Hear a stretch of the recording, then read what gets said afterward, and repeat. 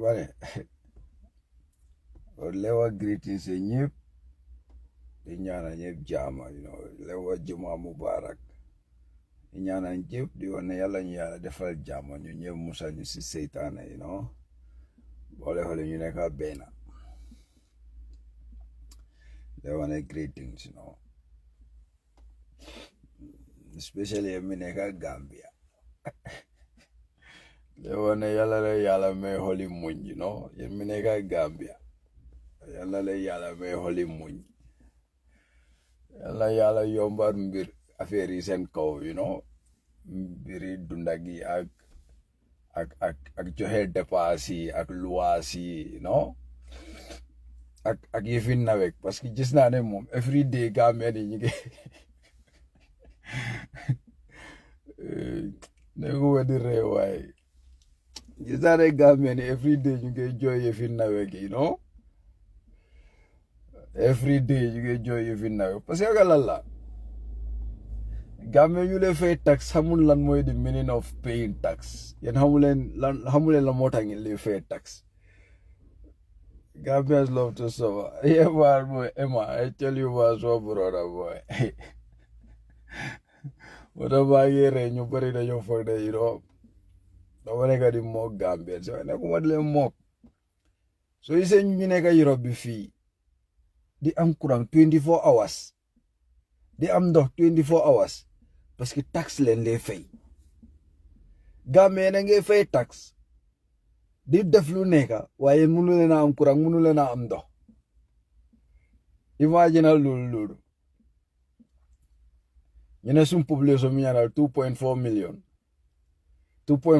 mënut a am stable courant depuis Gambie bu moo nekk 500,000 plus citizens Gambia mënut am stable courant ba tey 2024 bi léegi ñu ngi am independence for almost 60 years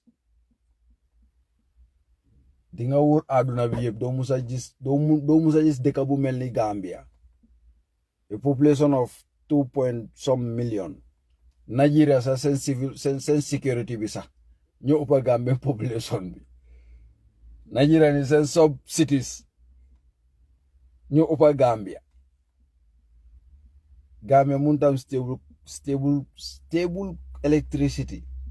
electric power supply Gambia mënu ko am te Gambian si ñu ngi fay tax government bi every year government bi seen budget moom dara du fa lay manqué every year Gambian government seen budget bi dara du fa lay manqué National Assembly members yi dara du leen manqué gars every year ñu ngi am clothing allowance ñu leen jox new Toyota Prado ñu leen a jox façon privilège bu nekk ñu ngi am ay diplomatic visa diplomatic passport citizen ñu leen fa teg pour gars ñu mun a challenge government bi about their expenditures and whatsoever they are spending citizens yooyu noonu they are still suffering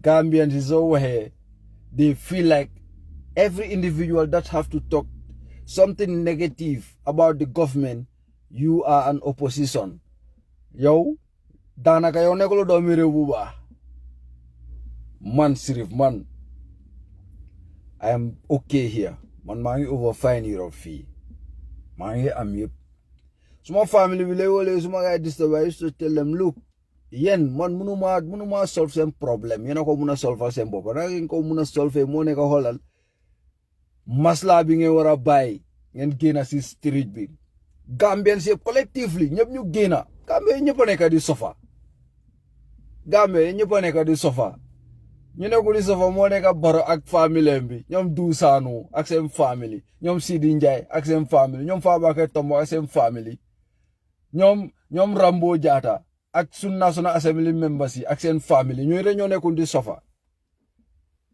waaye di rest ñu ngi sofa Gambian mu nekk Gambia li nga am a very stable job sax doo mun a jëndal sa boppa kër because of sa salary munu la sustain even for 2 weeks Gambia sen salary munta sustain it even for 1 week. 1 week bu koresa munu ko sustain. But ye Gambians yi dama ko generalize 2021 ngeen amon that opportunity. Nekuna even before election bi wala after election bi de. Yen singe warona manko neka bena. Ngeen xamne diga su diga ñew be ñew UDP ñoo neka the only chance bu nga xamne ñoo mëna change this government.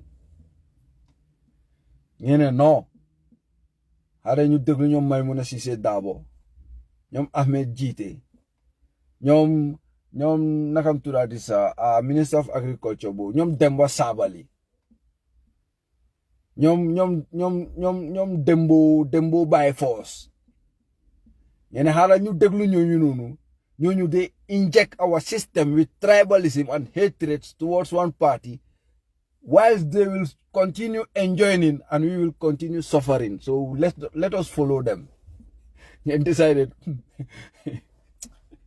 ngeen decide ne yen sen coono sen torox tànge yen loole nekk di daj da ngeen a tegee loolu aside ngeen àndaa ñu nga xam ne ñoo nekk di promote tribalism si fatam fanso bañante si biir réew mi ngeen xaaral ñu toppa ñooñu noonu.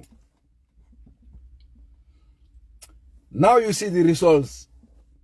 You cannot let us have peace. Mununta am jama sen loxo. Every day na ngeen complain. Dafa am area yu nga ne majority be baro leen sànni area yu noonu tey ñoo nekk di jëna sofa man ma wonale man I'm part of almost 5 or 6 MPP groups and WhatsApp groups. Me 5 or 6. So money on my screenshot ko ma wonal leen. I get all their messages. All their messages. I get it. But I feel like they have all right to support Barrow, to defend Barrow, to fight tooth and nail. You just Barrow muneka for no. But I don't know. God knows. There is nothing positive about these MPP groups apart from castigating, insulting the oppositions, caricaturing our party leaders, and defending Barrow. Lo rek la fa gaay di nekke. Nekk fa dara loolu rek. Am na seen benn supporter bu nga xam ne ñu ko waxee ma Mbaye Fall lañ ko lay kooku noonu daf lay post bi after ñoom seen bopp NPP seen bopp seen lifin bi seen members yi ñoo ko lay wona man sa post yi doy na yow da nga bo ñoo xam ne yaa ngi liggéey Europe xam ne yaa ngi liggéey Europe bàyyi di post sa nataal ak everything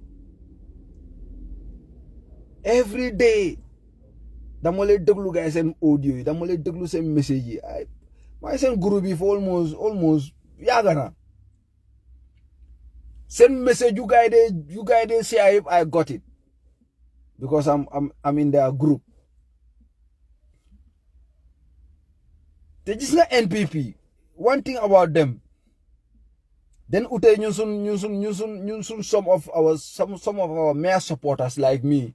They feel like they are the judge and the jury of that country when it comes to UDP. NPP same members. Amul sembe leader bu gaay castigate ci sen groupe bi soko defé sa de lay dilé sa audio bi gis nga member Dramé member bobu non ak living bi xam nga boy ñun fi bo ñun ci almost 4 o'clock boy sis la boy yow kay ya wara dem julli togal fofu non rek gis nga NPP sen groupe yo non one thing I like about them, one thing I like about MPP is the way they used to defend their corrupt individuals. I really like that about them, huh? NPP don't let musa just ñu waxtane topic du sanu wala topic ku mundi nek as far as you are corrupt ñom duñ le musa waxtane ñoy sen mbir. UDP Lawyer Darboe President Adama Barrow lu rek la gaay di waxtane ci sen groupe si lolu rek ba pare di sia Barrow job tali yum nekk di liggéey Gambia yooyu noonu la gaay di sia ak ñoom seen members yi lu gaay di lu nga xam ne loolu moo nekk di promote fi Adama Barrow loolu rek la gaay di waxtaanee suñ gisee UDP they have issues they bring it to their WhatsApp groups gis nga Yunus Saidara post mu post noonu dañ ko lay jël di ko def si seen WhatsApp yi di enjoy loolu noonu di wane lii moo baax di jagar ay audios muy post muy audio muy video yëpp I saw them in their groups yu nga xam ne Yunus moo ko jagar and they really love that they enjoying it because then gis ne we have a mole we have a hypocrite in our system who claim to be a UDPian that is trying to destroy the party, so they really enjoying that. And me, I don't blame them. Why MPP hamna moma ñom su dese si gaya Gambia su leen neexee na joye fi courant every day. They don't care. Ndoma os waraga America JT Ibotu Dorom. I will come for you, don't worry. I will come for you. This is a warning. Usman Koli, I will come for you, don't worry. I will deal with you personally. You got NPP. NPP, they are very like this. They are very, very, very connected when it comes to defending their corrupted individuals. And one thing I know about them, no matter what Sidinja said, attack or whatsoever, they never used to address that. They don't do that. So NPP, send supporters, some of them are enjoying it because some of them are complaining, you know.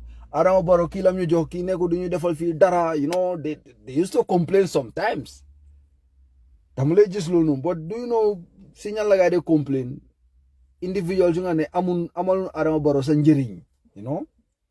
Ñun la they complain seen bir. Why the way the Gambians are suffering, they really like that. They are enjoying it. NPP passing ñoom, they are not feeling the heat like the way you people are feeling it. You know?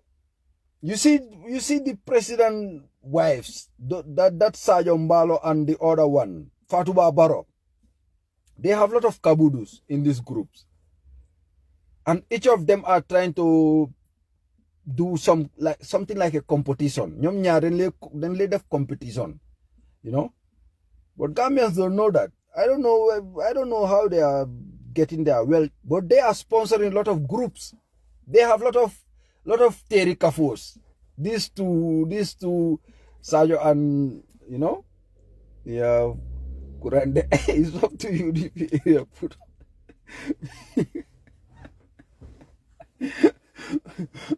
No, I'm going to say mom. I'm going to say they get a tigal Gambian. You know, just that canifin, that pipeline, that bruful. You then tell a tigal Gambians, you want to hey, you fimo nek and you dafandro. So they may South Africa, you know, and fimo nakala Johannesburg, you know, they may plus, you know, fimo fee, that's just the difference. So you then tell a tigal Gambians, so you don't so the pipeline really for hey, those people they are very, you know, they are on top of everybody. No. Feka du lolu den tegal Gambian si wada ere no kuram pour mu lay manke fo is a issue parce que danaka ñu tane yeb ere yu nu la gay dem ci so ben ñaare they have connection, they talk to these people at Nawek, you know. Even Gambia su no ñaka lay dafa ere nga du ñaka lay. I don't still feel sorry for anyone. Schoolboy, mother man, I am laughing but I'm not happy, but they will feel like, you know, I'm mocking them. I'm not mocking you. Nobody mock yen mi neka Gambia. Molumane neka di wa mo neka ne a. Yen 2021 ngeen amon that opportunity. Gambian si. But da ngeen bay ñom Maimouna Ceesay Dabo, ñom Ahmed Jite, ñom everyone is compared apart from us. Yeah, Hasim. Yeah, because the guy, you know, your area, they maneuver the system way before everything started like this big politician. So then tell a maneuver system be. You know. So nga gis ñom may mëna Ceesay Darboe 2021 nga déglu sen audio yi. You know? nga déglu xam nga yow Ceesay yaagi di barki dembare no apologize over dimba te yaagi di bul nangu ga ñew fi di la adresse de bana dal so nga gis ñom may mëna Ceesay Darboe ak gaay ñom Siaka Jatta ñom Ahmed Jite ñom Demba Sabali ñom Dembo Bayfa ñom Amaba you know 2021 they did not give you any policies. They did not have any agenda. All what they are promoting was tribalism, UDP na. They promote that hatred. So I'm not saying majority of that country fall for it, but the majority voters, those who vote, they fall for that. They fall for that. You know? Why is they forgetting the whole? Mota, you want to speak UDP. So they fall for that. But Hollentay, yena sanil NPP because of tribalism or whatsoever. But not based on policy, not based on agenda, not based on your well-being. Where are you today? Young Maimuna Ceesay is enjoying. She's traveling all over the country. NPP sa sen lifini sen group ya they complain ne Maimuna Ceesay Darboe dule participate so da nga gis ne mom once in a blue moon daf lay ñew mu jagar audio mu ne balal lem ma de tay dama busy won ni ak ni mota aw ma time mota duma lay duga but those people they don't care about you. So when they decided to bring that divisive rhetoric, they won. So Gambians ñi nga ne ñoo nekk dem ci marché bi ñom ba jomma ñom ya faatu ñom nga ne ñoo le dem ci marché bi di jóg fajar di dem ci marché bi tay ñom ñu bari tay ragal na ñoo jóg fajar di dem ci marché because of land criminal activities yaa ngi bari Gambia gangsi nit di gangs sun yaay ak sun papa yi ak sun doom yi xam nga rey baa ngi bari so léegi nit yi ragal ne sax pour teel a jóg dem uti jën pour ñëw jaay because of lan yaa ngi ragal soo génnee mun nañ laa téye nangu sa alal wala jam la waaye ñu ko doon promote pour mun a am that kind of system ñooñu they are enjoying ñoom Ibrahima Silla ñooñu they are enjoying why are you enjoying? So you decided to let these individuals play your mind. Ganyu Foyes and Heli. UDP, we have a very clear manifesto, a very clear policy, a very clear agenda. We put it on social media. Legi pour yen gen decide. NPP, you know what? NPP, they don't have a manifesto. NPP have no manifesto. You want a guy put you in this 5-point agenda? They have none. ñom seen agenda mo nekkon lan divisive politique. So how do you guys fall for it? So moo tax tey ñun mi nekk fii nii ñun mi nekk si Europe bi fii ñun da war a xam leena we have to think about ourselves. ñun dañ war a ñun suñu bopp leen war a njëkk a xelaat parce que ñu nekkoon Gambia they have the opportunity to change that status quo. They refuse. Ba pare they rely on the people living in the diaspora. So ñom ñu ngi bëgg ngeen sacrificing life pour ñom whilst they are not sacrificing their life for their own betterment, you know.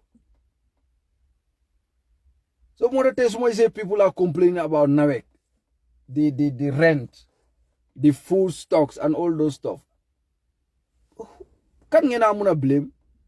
Don't come on social media start writing it, you know. Show your frustration. Do some demonstration. Go out to the street. Gambians, 95% yepangi sona. They are all suffering. So yen kan ngena har pour mu gene da pour mu éradiquer those suffering. Yena wara gena sen bobu ngeen taxaw ngeen jamalo government bi ngeen wara Adama Barrow ne yow yaane 2017 ya ñu ne saku malo dafa jar ñaata ay $800 ya ma 700 yo yaane yo yaane nga bridge Banjul Bara yo yaane hawma Farafenni la hawma fan dafa am seaport yo yaane nawek den am lifin then I'm like a power stable where at the end they reserve some. Adama Barrow ya wax lolu. Waye legi am nga ci nguur gi 8 years gisun ben changes. Ñu ngi jëna sona. Go out to the street. The international community will pick up from there. You know? So long munte possible. Citizens can remove a head of state. This didn't happen na si deka yu bari. The citizen decided na ki munta yore sun rew. They decide that na ki munta yore sun rew. They remove you from power. Need to put coup d'etat like what is happening in Mali and all those countries. No, the citizens have the right to remove that government. You know? The citizens have that right. Gambia am ngeen right bobu nonu. Parliament bi ma wala lena gis nga bu len tek say yakar ci sun National Assembly bi. Bu len gene len fofu nonu say yakar. Ñoy they have been compromised. Depuis 2017, 2018, 2019, almost 5 years that National Assembly is being compromised. Ye lor ngeen wara xam. Da ngeen wara bay di am yakar ci National Assembly members yi ma wala len lolu man nekuma di wali because I have issues with them or I have personal agenda against them. No, dama xamne they are not there for you. National Assembly members yi nekalum lem fa. Ye lolu ngeen wara xam. Parce que ñom suñ leen fa nekalon gis nga this draft bu gaay di complain ni it should have been passed no matter what nak. Why so say gaay ala ko mu pass parce que ñom ñep seen interest la. Te wona len ne national te wona len baro constitution am bini dina pass ci National Assembly bi. Dafa gis nga suñ démé referendum sax dañ ko pass mama le wolulu. Gambia is very easy to predict. Therefore, over easy pour nga predict Gambian mentality bi. National Assembly, this draft constitution bu baro buchat ni def fa lu fa ne dile lu ko ne so demé National Assembly dafa pass. Malen ko wa. Ñoo na japp ñu ne hey UDP and ñu fa UDP ñoo ñu majority of them have been compromised. So you say be tay ñom ñu bari nekku di waxtane li. They start to ignore it because they want to ignore it until the day come when the guy Gambians they were not showing interest about this, so finally nobody cares. So what can we do? No, that is going to be their excuse. Then you want Gambians in time muko living on nunu so len dangalon maybe be time bini ñu ñep di len xelat naka la ñoo def be duñ ko pass. Why comme kay you slip over it. So let it pass. Parce que faut mu am lu nga xamne si no, Gambians they are very easy to predict. Gis nga this new constitution. Faut mu am lu nga xamne dafa febo National Assembly bu nga xamne ñom seen biir dina tabe gaay dañoo decide ne wa ka leen ko bay mu pass. Clothing allowance bi num fa démé. That Toyota Prado bi num fa démé. Ñun complain ben sona. Clothing allowance. Yo niti yo bula si National Assembly nga dañ leen wara represent fo yo nga represent sa bopa. They am all those privileges. Yo sa area sa dun la dega. Ken du la dega ken du la gis. Why si election di ñoo jégué ngeen nekk di wër radio yépp with your fake promises. Listen ngeen na he Gambians. Why Gambians ñoo mel nonu because the politicians, they know majority of you don't care. You are very emotional, you know. Yen mom yen de yobale mangen. This is not domi around for ngam principles. As a human being, for ngam principles. Nidulo ne man okay, man party bila ne ka di support rek. So whatever they are doing illegally, I should keep quiet because of what is my party. No, National Assembly we manela ñu fa neka. Ñom ñep I generalize it, they are all compromised. Those people are not there for you. They are not there for you. But at the end, don't want to blame the party they belong to, because those parties have their own principles, their own agenda and everything. So if an individual decided to change that principle and whatsoever, that is on him or her. Lolu si mom la. Gis ngeen kini Macky Sall Sénégal xam nga léegi nekkatu fa. Ji nga Macky Sall bu mu ñëwee bu mu tuk office bu mu ñëwee nekk président dafa woon ne 5 years lam fa toog or something like that. But at the end, Senegalese have to fight tooth and nail. Some people have to lose their lives because he did not want to leave that office. So Gambia tam nonu la. Soon officially, they all have big mouths. But at the end, danga gis ne moom Macky Sall moom parti bu mu nekkoon possible ñooy noonu that was not their principle. moo tax mu dula ñoom ñu bari. So in the Gambia tam is like that. Come right now, PDOIS, they have that guy Mamadou, I don't munuma pronounce so name Santambi. But that guy so le setan nang le funa fam problem. Trust me, that guy cannot debate. Koko munu debate. Koko hamuli debate. Koko hamula ham yuhu. At one agenda, UDP. Koko lo regla am. Koko lo gis nga mo lena. Gis nga UDPians. Amu ben UDPians wu nga ne mom mo la wonal ne man election bi lawyer Dabo la dem sanil. Bu dem sanil Adama Barrow. UDPian bobu amut. Because we are diehard UDP. We mean whatever decision we take, we mean it. But using a PDOIS, GDC, APRC, Noto Alliance, all those individuals, they vote for Adama Barrow because they don't mean their words. They don't stand by it. Especially PDOIS. PDOIS moneka the only opposition party muna ko wafia. When it comes to integrity, their policy, their agenda, they are number one in that country. While when it comes to deceiving their party leader, they are number one too. PDOIS. Munganela just guided. They will promote Halifa Sallah. They will talk about Halifa Sallah. They will say anything for Halifa Sallah, but when it comes to election, they will vote for Adama Barrow. PDOIS members are like that.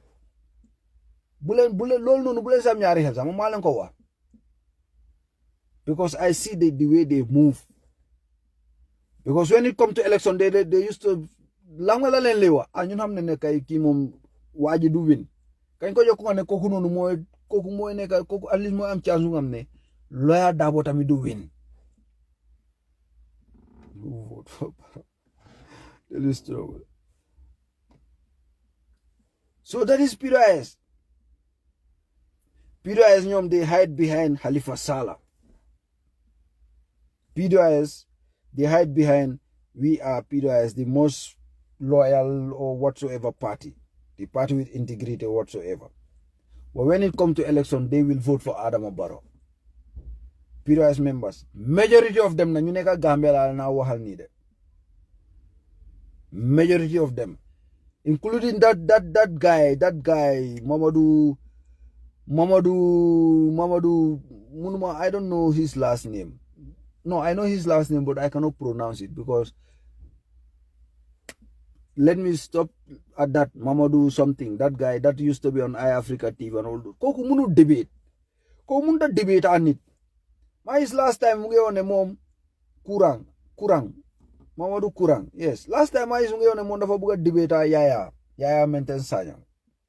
Man, if I'm Yaya Menten Sanyang, I'm not going to debate that guy. That koku munu debate. This kind of debate, you have to listen and let others finish their whatsoever they have to, they have to say. But you will be there shouting, screaming. You have no...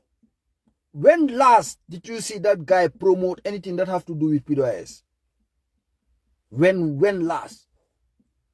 And still now, I don't know if PDOIS are relying on that guy because that guy is not stable. How come an opposition be so focused on another opposition party, ignoring the government that you are paying tax? Fusa halis bide duga. Yo nga ignore kognun, yo nga dem si kung ne kognun sa tax dugut fa, sa dara ne ko di fa duga. How comes? Yo nga ne opposition nga. Any day UDPians, be lawyer Dabo or whosoever, any day you switch your focus from the government towards an opposition, I will say you are not an opposition now.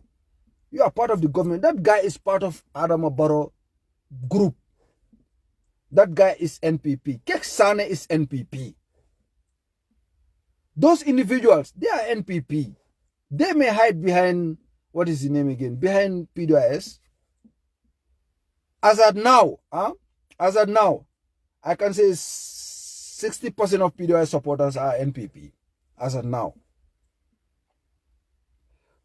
Number one, majority of them support this Barrow constitution. Majority of them. And just in kala nyo by di bina ay essay. Like di bina ay diary.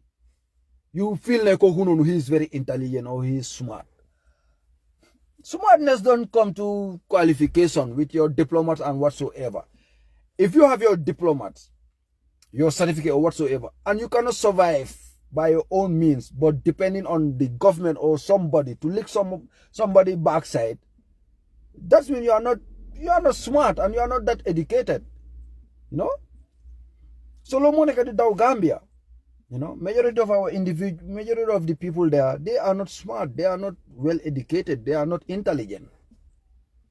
But because of you call them professor or whatsoever, just like Dr. Ismaila Ceesay, that guy is not, I don't know where he gets his titles. You know? The same thing to Mohamed Sabali. You know? Because they are not depending on their titles. They are depending on their mouth, not their education, not whatsoever. They are depending on their mouth, using WhatsApp, going to the interviews, defending lies, protecting corruption, defending corruption. And still now people will call them educated. The Gambian pen, people will like, Mohamed Sabali is my mentor. Dr. Ismaila Ceesay is my mentor. That is crazy. Your mentor is not depending on his education or his qualification, but he's, you know, he is promoting somebody agenda for that guy to give him recognition and give him something. It's not more that these people you see, majority of them you see in the Gambia that are jealous of the people living in the diaspora. It's because they cannot do what we can do here. We survive on our merit, on our education, on our certificates, on whatsoever. We don't have to go and browse somebody back for that individual to give us position or whatsoever. We make sure we come our qualification. You check it. Okay, this is your qualification, but this is the job I can offer you, and we take it. It's like that here. Why Gambia people are having position because of WhatsApp audios. You see this Maimuna Sisedabo, this Fatumata Jawara, and all those people. This Sidinjai, this Fabakari Tomonjata.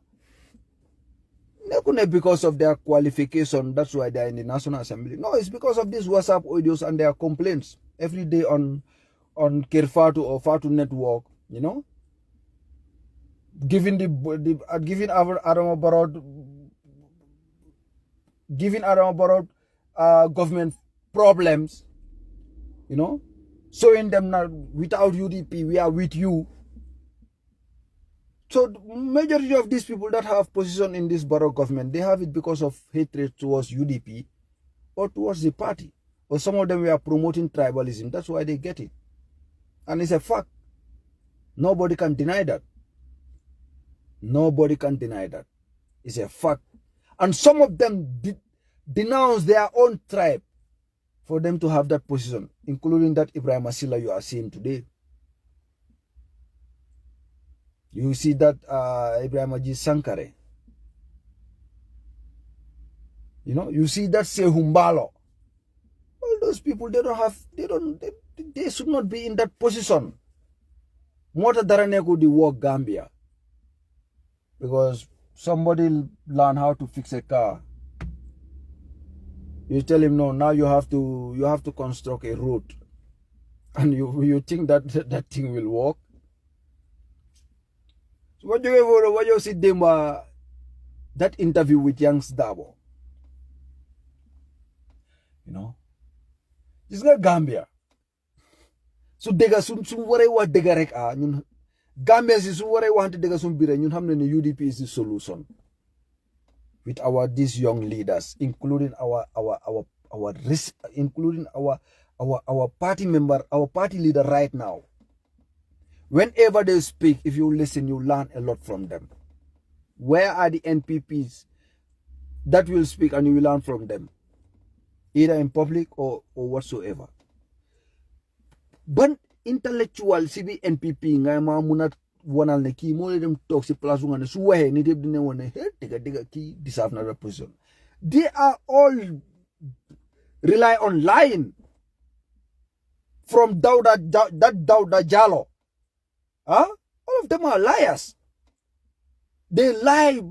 The public even notice what they are saying is not true. It's a lie. So it doesn't mean those people they don't deserve those positions, but they have that position based on lies. But go and listen to 𝒂𝒄𝒄𝒏, listen to Talib, listen to Lawyer Hussein Numukuna Dabo, listen to Rohim Malik Lowe. You will know these people, they know what they are talking about. But NPP, that Talibo, that they used to invite at Kirfatu. And now you have this Mamadou Kurang, or I don't know. The last time you have Lamin K. Saidi, Dr. Ismaila Ceesay. Every day people know these people are liars. Every day. But do you know what they do? Then have the legislation where the government is have the chemo munafen. So now they don't want to go public. They decided to stay mute. And you know, every week, 2 weeks, write press statement. This guy 𝒂𝒄𝒄𝒏. You can hate him based on political difference. You can dislike him because you say he's arrogant. You can fight him because you are NPP. But the truth be told, 𝒂𝒄𝒄𝒏 don't come compare even Adama Barrow when it comes to leadership. How that guy love his people in Birkama Area Council. How he fight tooth and nail to see corruption end in that place. Mota Male now, if you flag BRB, we don't have to fight over it. We have to support each individual. We have to support it. We have to share their agendas. We have to promote their agendas. They may have fault. 𝒂𝒄𝒄𝒏 didn't have fault. Rohim Malik Lowe didn't have fault. Talib didn't have fault. Lande Bisan didn't have fault. All of them will have fault. They will have mistakes. Corruption may happen in their departments. But the way they love that country, Adama Barrow, NPP, Besisuf, Kenjinuta Buga these individuals Gambia more than the people that I'm naming. 𝒂𝒄𝒄𝒏 number 1. My candidate, you all know it. You know? You all know who is my candidate for the flag bearer. You all know it. I don't want to bring this topic again. But this guy 𝒂𝒄𝒄𝒏. Yankuba Dabo. I just demon it Yankuba Dabo is Usman Sonko of Gambia. No, Yankuba Dabo is Yankuba Dabo. This guy, that guy. He is Usman Sonko. He is Thomas Sankara. He is Patrick Lumumba. He is Nelson Mandela. You can name all these great African leaders. And 𝒂𝒄𝒄𝒏 is still one of them. If he did not top them, he is one of them. Based on his sacrifice for Brikama Area Council. Imagine area council when young da mula on $60 million mole them. The far duga mugenat. Mu calculate guys salary bisa ego $30 million. Mu decide pour hair lulu. Adama baro ak government am ñu lulu du fi am do ko fi hair. Every day young da ñu ko create more problem. Tumal nañ ko fi murder. Tumal nañ ko fi sabota ne momo Gatsa mi momo assassinate those police. Defal nañ ko lu nekk wonal ne momo saga lawyer yi te yep du dega. But that guy still stands strong. Te gis nga dembo so len deglu lu nekk di wax. Da ngeen xam ne li when it comes to leadership ñu bari we are forcing our candidates to be a leader. But after the election, so ñaake election bi tay monul nga le mëna woné leadership. Hey, gis nga ñu sun MP yooyu na gis ni sun mayor yooyu na gis ni ñom ñu bari urama ur yalla if they have lost their elections, nobody will hear from them again. Do you know that? Ana MP yu nga xamne ñoo nekkoon in the National Assembly, including UDP MPs that lost their election. Where are they today? Where are they? Na MP so mi alonko wolle benu na Gambia National Assembly before they lose their election. Kabri election or lose. Wolle be. You don't hear nothing from them. Because they lack leadership skills. Lawyer Hussein Numukunda Dabo have all those skills. Lawyer can lose 100 election and he will still keep his composure. He will still calm the masses. He will still show them, look, I am the right candidate. I can do this. But these candidates, these choices that we want them to lead the party. Can they accept defeat? Can they control their emotion? Can they steady the party after they lose election? You see, this is the point. To be a leader is very easy. But can you sustain that energy? Look, NCP, Nelson Mandela la party. It was not only Nelson Mandela. It was more than hundreds of them. But when things were tough, some of them decided to be a spy for the white apartheid government. Some of them decided to join that apartheid government. Some of them decided to stay out of Nelson Mandela's life. But he was the leader and he still decided to continue the fight. When they put him in jail for 27 years, how many of his loyalists stay with him? Very few. And Nelson Mandela party was not that mini party like Dr. Ismaila Ceesay party or whatsoever. So so you need a very good leadership quality to maintain and accept defeat and accept victory. So yang say me for kunung, it's very important. Purka party lead is very easy, that's not that hard, because you have these technocrats, you have the people left, right, and center. But if you lose, can you recover from that loss? How can you galvanize and join and, encourage the party supporters? Because when that happened, you see, that's what happened with SFL, that's what happened with Ismaila Ceesay, that's what happened with Ahmad Ba. And many other political parties in the Gambia, when they announced the results, some of their party members don't even wait for the next day. They all decided to join NPP. Some of them decided to stay out of politics. Some of them go back to Europe or whatsoever. But lawyer Hussein Numukunda Dabo know how to maintain that, because he have the skills. He know how to balance the situation. Youngs Dabo, maybe the way they tear gas lawyers in Numukunda Dabo house in Fajara, maybe if they have done the same thing to Youngs Dabo, people will have said something different. But he still, Lawyer Darboe still say, no, you know what, go home. You know, we don't need any issue. So for UDPians, especially the young supporters, especially us, you know, we are very emotional. We want Talib to lead. We want Yankuba to lead. We want Rohim Malik to all that. Let us take our time and to think about it. Leadership is not like, okay, when you lose, you are out of the leadership. When you win, you will continue. Because we have seen this kind of examples. Some of our young leaders that were part of the National Assembly, when they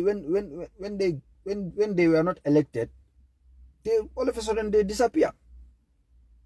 They disappear. They will have the excuse. They will have, some of them will have the excuses of, I'm going overseas to study.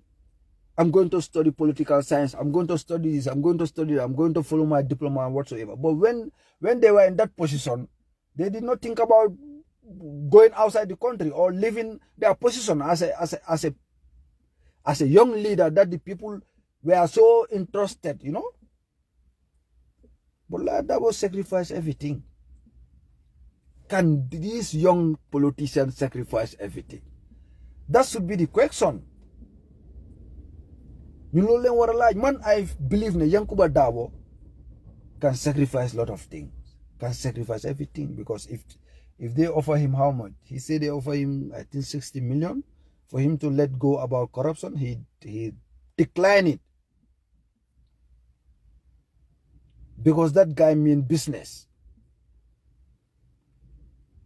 That guy mean real business. And that is not him. That is UDP policy and agenda. We don't tolerate corruption and whatsoever. So if no, today is not the day for that topic, but I will come for that topic specifically because I have the video. I already saw it. I will watch it again and listen and know how to respond. But one thing I know is Adama Barrow government supposed to stop during the 2021 election, but Gambians who decided to let it continue, and now you see what is happening every day in Nawek, every day. Every day problem upon problem. When we have our case that Asan Jalo through, like say we don't have, the government have no case, blah blah blah, because they were late to inform or notify Adama Barrow. The citizens should have rights. This have nothing to do with only UDP. This is about the Gambia. Somebody want to lead that country in the right path, and the other opposite want to lead the country at the wrong path, which is NPP and Adama Barrow. We have our case, we have evidence, we have proof that this election was rigged. The election is a scam. The election was rigged. 2020 election be. Then go search. Okay, just look at sense of these G-boss lengole, their statistics. Terek monos read, monos said Gambia, what's on Gambia, send statistic. Citizen at the age of 5 to 15, which means they cannot vote, is almost 2 million. Almost 200,000 kaimane 2 million. Almost 200 to 300,000. Nyungamne mununta sani karra. From 4, 15 years, it's almost 300,000. So ngam the old age from 80 to 91, you have almost 50,000 to 60,000. And you have the youth, they, even voters card, they don't have it.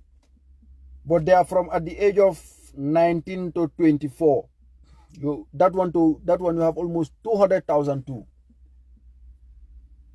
Then you know election nyata karelen am 1 million or 900,000. You know Luland am this year. Degal 2021 lol mo nekon talib ñu nga ñoo sani karra 900,000. So if you minus almost 500,000 in that country, so you know 900,000 ñoo sani. So it means like 400,000 more des. Mangi father within time ya jam I 600,000 in lidiga ñoo registered ñoo sani karra 600,000. Adama Barrow 2021 mu ne 900,000 ñoo sani karta.